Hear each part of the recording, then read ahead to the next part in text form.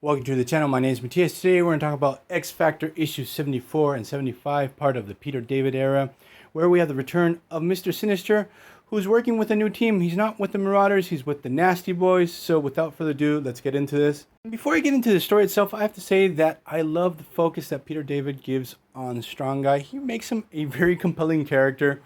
At first he's presented as a comic relief character, but as the series go on, you realize that he's always trying to put a happy face on bad situations, that his powers are a burden for him and even painful for him to use. And also, since he's so big and strong, he's always breaking stuff by accident. And especially in issue 74, he's going to break something that's going to be a pretty big deal. So the story starts off, we have this mutant who has kidnapped people and put them on top of the Washington Monument and has asked specifically to battle against Strong Guy. So this villain's name is Slab. He's part of the Nasty Boys.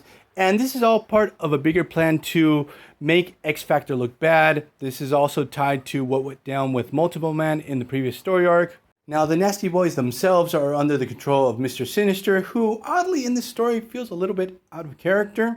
Sinister's working with the Senator, who's a mutant too, but he's trying to hide this and he's pushing for anti-mutant legislation and is pretty much hell-bent on making X-Factor look bad. And this seems so odd for Sinister because here he sort of feels like a hired gun. He's working with these other goons and stuff like that. But later on in the story, we're going to discover that he's actually very interested in Havoc and Polaris. He sort of wants to push them to see how far they can go. So let's get back to the battle between Slab and Strong Guy. So they're battling it out near the Washington Monument. Both characters obviously are heavy hitters, but since Slab is super powerful and strong, every time he's punching Strong Guy, he's getting stronger and stronger. And he actually tricks Strong Guy into accidentally punching the Washington Monument, and he destroys it. And now we have X-Factor looking worse than ever because they just destroyed a historical monument. Now we have X-Factor having to deal with another public relations nightmare, and this one's 100 times worse compared to what happened in the previous story arc. What happens in issue 75, we have this whole situation with the two Multiple Men, one accusing the other of being a dupe.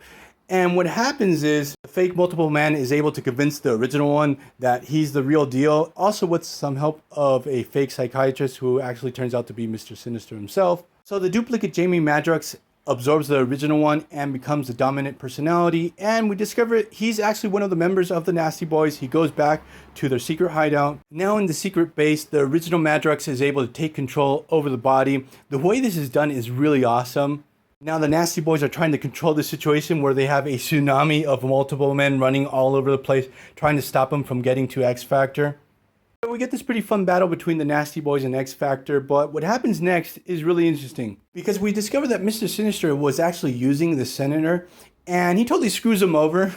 He got whatever he wanted out of this whole arrangement, and he's pretty fascinated with studying Havoc and Polaris. So we're going to leave this video here. I hope you guys liked it. See you guys next time. Bye.